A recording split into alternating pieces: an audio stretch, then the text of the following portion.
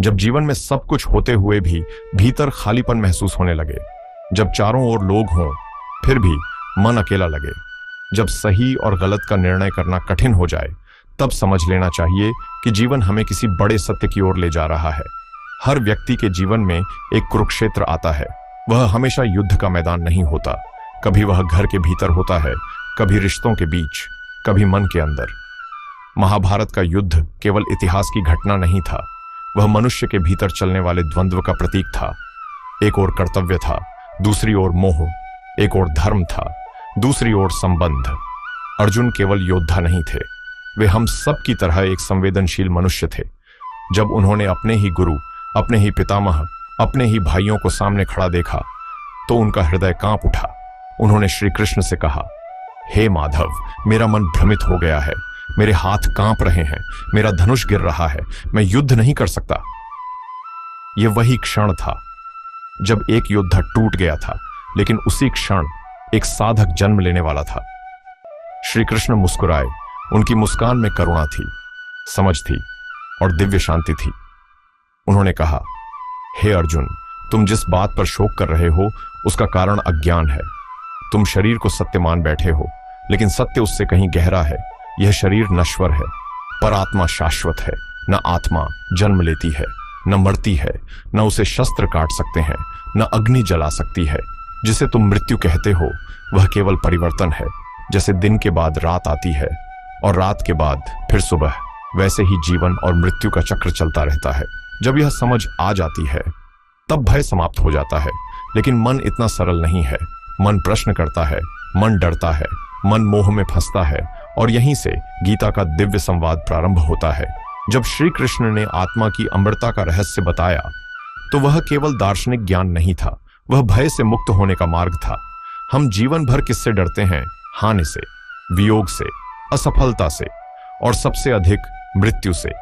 लेकिन क्या मृत्यु सच में अंत है या वह एक परिवर्तन है? श्री कृष्ण कहते हैं, जैसे मनुष्य पुराने वस्त्र त्याग कर नए वस्त्र धारण करता है, वैसे ही आत्मा पुराने शरीर को छोड़कर नया शरीर धारण करती है। यह सुनना आसान है पर समझना कठिन, क्योंकि हम स्वयं को शरीर मानकर जीते हैं। हम कहते हैं, मैं सुंदर हूं, मैं बूढ़ा हो रहा हूं, मैं बीमार हूं।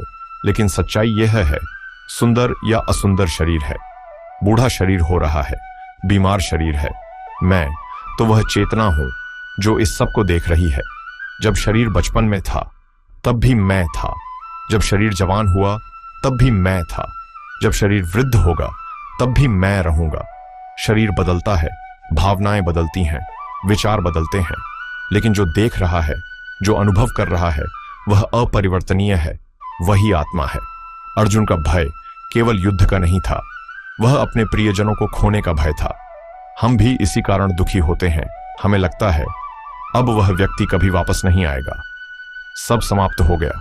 लेकिन श्री कृष्ण कहते हैं, समाप्त कुछ नहीं होता, रूप बदलता है। जब यह दृष्टि आती है तो शोक धीरे धीरे शांति में बदलने लगता है। लेकिन इसका अर्थ यह नहीं कि प्रेम समाप्त हो जाता है, बल्कि प्रेम शुद्ध हो जाता है। शरीर के प्रति आसक्ति दुख देती है, आत्मा की समझ प्रेम को गहरा करती है। मृत्यु का भय क्यों है? क्योंकि हमें लगता है मैं समाप्त हो जाऊंगा, पर यदि मैं शरीर नहीं हूं तो समाप्त कौन होगा? यह प्रश्न जब भीतर उठता है तो जीवन की दिशा बदलने लगती है। श्री कृष्ण कहते हैं, जिसका जन्म हुआ है उसकी मृत्यु निश्चित है, और जिसकी मृत्यु हुई है उसका पुनर्जन्म भी निश्चित है। यह प्रकृति का नियम है, और नियम के विरुद्ध रोना दुख को लंबा करना है। अर्जुन धीरे धीरे सुन रहे थे, उनका कांपता हुआ मन अब स्थिर होने लगा था, क्योंकि जब सत्य स्पष्ट होता है तो भ्रम हटने लगता है। लेकिन एक और प्रश्न था, यदि आत्मा अमर है तो क्या हम कुछ भी करें? क्या युद्ध करना भी उचित है? यहीं से श्री कृष्ण उन्हें अगले चरण में ले जाते हैं, कर्तव्य की ओर। क्योंकि केवल आत्मा का ज्ञान पर्याप्त नहीं, जीवन में कर्म भी आवश्यक है। और यही गीता का अगला गहरा संदेश है, कर्म योग का दिव्य सिद्धांत, जहां श्री कृष्ण सिखाते हैं कि बिना फल की चिंता के कर्म कैसे करें। आत्मा का ज्ञान अर्जुन के भय को कम कर रहा था, लेकिन उनका मन अभी भी एक प्रश्न से जूझ रहा था, यदि आत्मा अमर है, यदि मृत्यु केवल परिवर्तन है, तो क्या युद्ध करना उचित है? क्या अपने ही संबंधियों के विरुद्ध खड़ा होना धर्म है? श्री कृष्ण ने अर्जुन की आंखों में देखा और कहा, हे पार्थ, केवल ज्ञान पर्याप्त नहीं है, जीवन कर्म से चलता है। इस संसार में कोई भी क्षण ऐसा नहीं जब मनुष्य बिना कर्म के रह सके। शरीर जीवित है तो कर्म होगा ही। प्रश्न यह नहीं कि कर्म करना है या नहीं, प्रश्न यह है कर्म किस भावना से करना है। यहीं से कर्म योग प्रारंभ होता है। श्री कृष्ण कहते हैं, तुम्हारा अधिकार केवल कर्म करने में है, फल पर नहीं। यह वाक्य जितना सरल लगता है उतना ही गहरा है। हम जीवन भर क्या करते हैं? हम परिणाम के लिए काम करते हैं, सफलता के लिए प्रयास करते हैं, प्रशंसा के लिए संघर्ष करते हैं, स्वीकृति के लिए जीते हैं, और जब परिणाम मनचाहा नहीं मिलता तो हम टूट जाते हैं। क्यों? क्योंकि हमने कर्म को नहीं, फल को पकड़ रखा था। फल हमारे नियंत्रण में नहीं है, पर कर्म हमारे हाथ में है। श्री कृष्ण कहते हैं, जब तुम कर्म करते हो तो पूरी निष्ठा से करो, पूरी ईमानदारी से करो, पूरे समर्पण से करो, लेकिन मन में यह मत रखो कि मुझे यही परिणाम चाहिए, क्योंकि परिणाम कई कारकों से मिलकर बनता है। समय, परिस्थिति, दूसरों के कर्म और ईश्वर की इच्छा। जब हम फल से आसक्ति छोड़ देते हैं तो कर्म पूजा बन जाता है। अर्जुन का युद्ध भी केवल युद्ध नहीं था, वह धर्म की रक्षा का कर्तव्य था। यदि वे मोह में पड़कर पीछे हट जाते तो अधर्म बढ़ता। कर्म योग का अर्थ है सही को पहचानना और बिना भय, बिना मोह के उसे करना। लेकिन यहां एक और रहस्य है, कर्म करते समय मन शांत कैसे रहे? जब प्रशंसा मिले तो अहंकार न बढ़े, जब आलोचना मिले तो मन टूटे नहीं। श्री कृष्ण कहते हैं, समत्व योग कहलाता है। सफलता और असफलता को समान दृष्टि से देखना, यही योग है। यदि सफलता में उछल पड़ते हो और असफलता में बिखर जाते हो तो मन दास है, लेकिन यदि दोनों में स्थिर रहो तो मन तुम्हारा सेवक बन जाता है। कर्म योग हमें सिखाता है, कर्तव्य करो, लेकिन स्वयं को कर्ता मत मानो। यह समझना कठिन है। जब हम कहते हैं मैंने किया, मेरी वजह से हुआ, तभी अहंकार जन्म लेता है। लेकिन जब हम समझते हैं मैं तो केवल माध्यम हूं, कर्तापन परमात्मा का है, तब मन हल्का हो जाता है। अर्जुन सुन रहे थे, उनके भीतर जो भ्रम था वह धीरे धीरे स्पष्टता में बदल रहा था। अब वे समझ रहे थे, युद्ध व्यक्तिगत द्वेष नहीं है, यह धर्म का पालन है। और जब कर्म धर्म के लिए होता है तो वह पवित्र हो जाता है। लेकिन अभी भी एक बड़ा शत्रु शेष था, मन जो बार बार भटकता है, मन जो इच्छाओं से भर जाता है, मन जो क्रोध में जल उठता है। अब श्री कृष्ण अर्जुन को मन पर विजय का मार्ग बताएंगे। कर्म योग का सिद्धांत सुनकर अर्जुन का मन शांत तो हुआ, लेकिन भीतर एक और प्रश्न उठ रहा था। हे माधव, मन तो बड़ा चंचल है, यह वायु के समान है, इसे नियंत्रित करना अत्यंत कठिन है। श्री कृष्ण मुस्कुराए, उन्होंने कहा, हां, मन चंचल है, पर असंभव नहीं। मन को जीतना ही जीवन की सबसे बड़ी विजय है। मन इंद्रियों के पीछे भागता है, इंद्रियां विषयों की ओर दौड़ती हैं, और विषय आसक्ति को जन्म देते हैं। आसक्ति से इच्छा उत्पन्न होती है, इच्छा पूरी ना हो तो क्रोध आता है, क्रोध से मोह उत्पन्न होता है, मोह से स्मृति भ्रमित होती है, और स्मृति भ्रमित हो जाए तो बुद्धि नष्ट हो जाती है। जब बुद्धि नष्ट हो जाती है तो मनुष्य पतन की ओर चला जाता है। यह पतन अचानक नहीं होता, यह एक क्रम है। इसीलिए श्री कृष्ण चेतावनी देते हैं, मन को प्रारंभ में ही संभालो। लेकिन कैसे? पहला उपाय, सजगता। जब इच्छा उठे तो उसे तुरंत पकड़ो, देखो कि वह कहां से आ रही है। क्या वह अहंकार से जन्मी है? क्या वह तुलना से उत्पन्न हुई है? क्या वह केवल दिखावे के लिए है? जब हम इच्छा को पहचान लेते हैं तो वह हमें नियंत्रित नहीं कर पाती। दूसरा उपाय, संयम। संयम का अर्थ दमन नहीं है, संयम का अर्थ है संतुलन। भोजन करो लेकिन अति न करो, आराम करो लेकिन आलस्य में न डूबो, कार्य करो लेकिन तनाव में न जलो। संतुलन ही योग है। तीसरा उपाय, अभ्यास। मन को बार बार सही दिशा में लाना पड़ता है। जैसे कोई बालक चलना सीखता है, वह गिरता है, फिर उठता है, फिर चलता है, वैसे ही मन भी अभ्यास से स्थिर होता है। श्री कृष्ण कहते हैं, अभ्यास और वैराग्य से मन को वश में किया जा सकता है। वैराग्य का अर्थ संसार छोड़ देना नहीं है, वैराग्य का अर्थ है भीतर से आसक्ति छोड़ देना। कमल का फूल जल में रहता है, लेकिन जल उसे भिगो नहीं पाता। वैसे ही संसार में रहो, लेकिन संसार तुम्हें भीतर से बांध न सके। अब अर्जुन के सामने एक और प्रश्न था, स्थिर बुद्धि वाला व्यक्ति कैसा होता है? श्री कृष्ण कहते हैं, जब मनुष्य सभी इच्छाओं को त्याग देता है और आत्मा में संतुष्ट रहता है, तब वह स्थिर बुद्धि कहलाता है। जो सुख में विचलित नहीं होता, दुख में टूटता नहीं, जो भय, क्रोध और आसक्ति से मुक्त है, वही स्थित प्रज्ञ है। ऐसा व्यक्ति बाहर से सामान्य दिख सकता है, लेकिन भीतर से अडिग होता है। तूफान आए पर उसकी जड़ें गहरी होती हैं। यह स्थिरता अचानक नहीं आती, यह धीरे धीरे साधना से आती है। जब हम हर परिस्थिति में स्वयं से पूछते हैं, मैं अभी प्रतिक्रिया दे रहा हूं या उत्तर दे रहा हूं। प्रतिक्रिया आवेग से आती है, उत्तर सजगता से आता है। जो सजग हो जाता है वह धीरे धीरे मन का स्वामी बन जाता है। अर्जुन अब समझने लगे थे कि असली युद्ध बाहर नहीं है, असली युद्ध भीतर है, और जो भीतर जीत जाता है उसे बाहर कोई नहीं हरा सकता। लेकिन श्री कृष्ण अभी यहीं नहीं रुकते। वे अब अर्जुन को और गहरी दृष्टि देने वाले हैं, भक्ति और समर्पण की। जब मन संयमित होने लगता है, जब बुद्धि स्थिर होने लगती है, तब हृदय एक नई दिशा खोजता है। ज्ञान से स्पष्टता मिलती है, कर्म से उद्देश्य मिलता है, लेकिन शांति समर्पण से मिलती है। अर्जुन अब केवल प्रश्न करने वाले योद्धा नहीं थे, वे एक साधक बन चुके थे। उन्होंने पूछा, हे प्रभु, यदि मनुष्य आपको पाना चाहे तो वह किस मार्ग से आए? ज्ञान का मार्ग, कर्म का मार्ग या भक्ति का? श्री कृष्ण ने कहा, सभी मार्ग अंततः मेरी ओर ही आते हैं, परंतु भक्ति का मार्ग सरल और मधुर है। भक्ति क्या है? भक्ति केवल पूजा की विधि नहीं है, भक्ति केवल मंत्रों का उच्चारण नहीं है, भक्ति केवल मंदिर तक सीमित नहीं है। भक्ति है हृदय का पूर्ण समर्पण। जब मनुष्य अपने कर्मों को, अपने निर्णयों को, अपने सुख दुख को ईश्वर के चरणों में अर्पित कर देता है, तब वह हल्का हो जाता है, क्योंकि अब वह अकेला नहीं रहता। श्री कृष्ण कहते हैं, जो मुझे प्रेम से एक पत्ता, एक पुष्प, एक फल या जल भी अर्पित करता है, मैं उसे स्वीकार करता हूं। यहां महत्व वस्तु का नहीं है, भाव का है। ईश्वर को वैभव नहीं चाहिए, उन्हें हृदय चाहिए।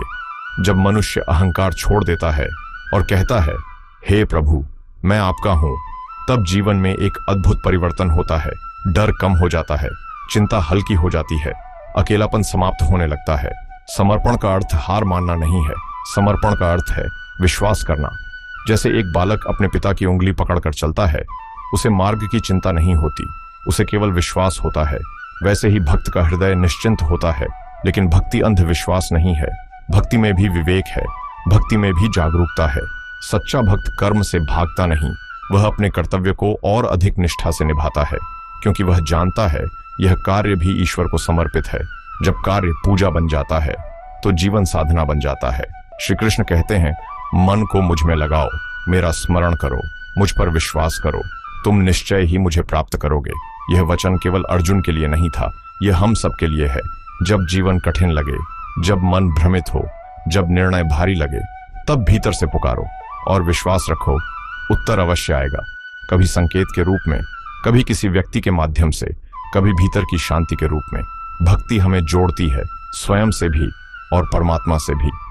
अब अर्जुन के भीतर का संशय लगभग समाप्त हो चुका था, ज्ञान मिल चुका था, कर्म का मार्ग स्पष्ट था, मन को नियंत्रित करने का उपाय मिल गया था, और अब भक्ति का आधार भी स्थापित हो गया था।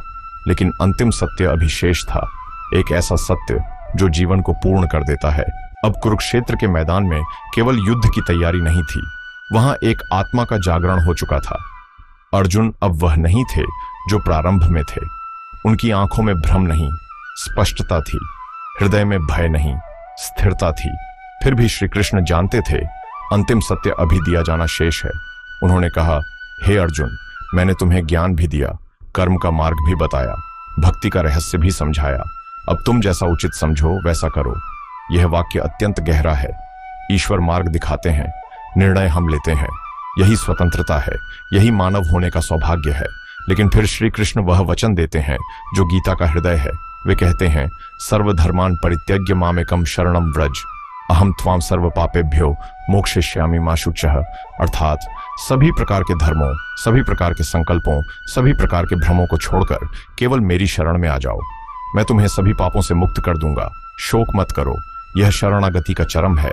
इसका अर्थ यह नहीं कि अपने कर्तव्य छोड़ दो, इसका अर्थ है भीतर के बोझ छोड़ दो, अहंकार छोड़ दो, अत्यधिक चिंता छोड़ दो, अतीत का अपराध बोध छोड़ दो, भविष्य का भय छोड़ दो। जब मनुष्य पूर्ण समर्पण करता है, तब उसके भीतर एक अद्भुत हल्कापन आता है। जीवन की परिस्थितियां तुरंत नहीं बदलती, लेकिन उन्हें देखने की दृष्टि बदल जाती है। पहले जो समस्या लगती थी, अब वह अवसर बन सकती है। पहले जो अपमान लगता था, अब वह सीख बन सकता है। पहले जो हार लगती थी, अब वह अनुभव बन सकती है। शरणागति में पराजय नहीं है, वहां गहरा विश्वास है। अर्जुन अब पूरी तरह जाग चुके थे। उन्होंने कहा, हे अच्युत, मेरा मोह नष्ट हो गया है, मैंने स्मृति पुनः प्राप्त कर ली है, मैं आपके आदेशानुसार कार्य करूंगा। यह केवल युद्ध की स्वीकृति नहीं थी, यह जीवन की स्वीकृति थी। अब अर्जुन युद्ध करेंगे, लेकिन द्वेष से नहीं, कर्तव्य से। अब वे प्रहार करेंगे, लेकिन क्रोध से नहीं, धर्म से। अब वे विजयी होंगे, लेकिन अहंकार से नहीं, समर्पण से। और यही गीता का सार है। जीवन में संघर्ष आएंगे, दुविधाएं आएंगी, निर्णय कठिन होंगे, लेकिन यदि ज्ञान हो, यदि कर्म की निष्ठा हो, यदि मन संयमित हो और यदि हृदय में समर्पण हो, तो कोई भी कुरुक्षेत्र हमें तोड़ नहीं सकता। अब प्रश्न यह नहीं कि युद्ध होगा या नहीं, प्रश्न यह है हम किस भाव से खड़े होंगे, भय से या विश्वास से, मोह से या धर्म से। अर्जुन ने अपना निर्णय ले लिया था और अब यह निर्णय हमारा है। अब प्रश्न यह नहीं है कि कुरुक्षेत्र में क्या हुआ, प्रश्न यह है आज हमारे जीवन में गीता कैसे जीवित है। क्योंकि हम युद्ध भूमि में नहीं खड़े, हम कार्यालय में खड़े हैं, हम परिवार के बीच खड़े हैं, हम समाज के दबावों के बीच खड़े हैं, लेकिन संघर्ष वही है। आज का मनुष्य अर्जुन की तरह ही उलझा हुआ है, करियर और परिवार के बीच, धन और संतोष के बीच, प्रतिस्पर्धा और नैतिकता के बीच। तो क्या गीता आज भी प्रासंगिक है? हाँ, पहले से भी अधिक। जब हम नौकरी में असफल होते हैं और मन टूट जाता है, तब कर्मयोग याद आता है। तुम्हारा अधिकार केवल कर्म में है, फल पर नहीं। इसका अर्थ यह नहीं कि लक्ष्य छोड़ दो, इसका अर्थ है पूरी मेहनत करो, लेकिन परिणाम आने तक स्वयं को मत जलाओ। जब तुलना हमें बेचैन करती है, सोशल मीडिया पर दूसरों की सफलता देखकर मन खिन्न होता है, तब गीता कहती है समत्व योग है। दूसरे की उपलब्धि तुम्हारी हार नहीं है, तुम्हारा मार्ग अलग है, तुम्हारी गति अलग है। जब परिवार में मतभेद होते हैं, जब संबंधों में तनाव आता है, तब मन क्रोध से भर जाता है। लेकिन श्री कृष्ण ने कहा था, क्रोध से मोह उत्पन्न होता है, मोह से स्मृति भ्रमित होती है और बुद्धि नष्ट हो जाती है। यदि हम उस क्षण रुक जाएं, एक गहरी सांस लें, तो शायद एक शब्द बचा सकता है, एक संबंध बचा सकता है। जब हम भविष्य की चिंता में सो नहीं पाते, तब समर्पण का मार्ग याद आता है। क्या सब कुछ मेरे नियंत्रण में है? नहीं। तो जो मेरे हाथ में है वह मैं करूं, जो मेरे हाथ में नहीं है उसे ईश्वर पर छोड़ दूं। यह पलायन नहीं है, यह संतुलन है। आज अवसाद, तनाव, अकेलापन बढ़ रहा है। क्यों? क्योंकि हमने स्वयं को परिणामों से बांध लिया है, हमने स्वयं को पहचान से जोड़ लिया है, हमने स्वयं को बाहरी स्वीकृति पर निर्भर कर दिया है। गीता हमें भीतर लौटाती है। वह कहती है, तुम केवल यह शरीर नहीं हो, तुम केवल यह नाम नहीं हो, तुम केवल यह पद नहीं हो, तुम चेतना हो, तुम आत्मा हो। जब यह समझ आती है तो असफलता पहचान को नहीं तोड़ती, आलोचना अस्तित्व को नहीं हिलाती। एक विद्यार्थी परीक्षा में असफल हो सकता है, लेकिन वह असफल व्यक्ति नहीं है। एक व्यापारी नुकसान झेल सकता है, लेकिन वह असफल जीवन नहीं है। हम घटना नहीं है, हम अनुभव करता है, और यह दृष्टि जीवन को बदल देती है। गीता यह नहीं कहती कि जीवन सरल होगा, वह कहती है तुम मजबूत बनो। गीता यह नहीं कहती कि संघर्ष समाप्त होंगे, वह कहती है तुम्हारा दृष्टिकोण बदल जाएगा। जब हम हर सुबह यह संकल्प लेते हैं, आज मैं अपना कर्म पूरी निष्ठा से करूंगा, पर परिणाम को पकड़कर नहीं बैठूंगा, तो धीरे धीरे भीतर शांति आने लगती है। जब हम हर रात यह कहकर सोते हैं, हे प्रभु, जो हुआ वह आपके चरणों में, कल फिर नई शुरुआत होगी, तो मन हल्का हो जाता है। गीता पुस्तक नहीं है, वह जीवन जीने की कला है। वह हमें सिखाती है निर्णय कैसे लें, दुख को कैसे देखें, सफलता को कैसे संभालें और स्वयं से कैसे जुड़ें। आज भी हर व्यक्ति के जीवन में एक कृष्ण हो सकता है। वह कोई गुरु हो सकता है, कोई पुस्तक हो सकती है, कोई अनुभव हो सकता है, या भीतर की आवाज हो सकती है। और हर व्यक्ति के भीतर एक अर्जुन है, जो कभी कभी भ्रमित होता है, कभी डरता है, कभी टूटता है, लेकिन जब ज्ञान मिलता है तो वही अर्जुन खड़ा हो जाता है। अब अंतिम चरण शेष है, एक शांत ध्यानात्मक समापन, जहां यह संदेश हृदय में उतर जाए। अब कल्पना कीजिए, कुरुक्षेत्र का मैदान धीरे धीरे शांत हो रहा है, रथ स्थिर है, धूल बैठ चुकी है, हवा में एक गहरी स्थिरता है। अर्जुन खड़े हैं, उनका धनुष अब कांप नहीं रहा, उनकी दृष्टि स्पष्ट है, हृदय स्थिर है, और श्री कृष्ण मंद मुस्कान के साथ उन्हें देख रहे हैं। यह दृश्य केवल इतिहास नहीं है, यह हमारे भीतर घट रहा है।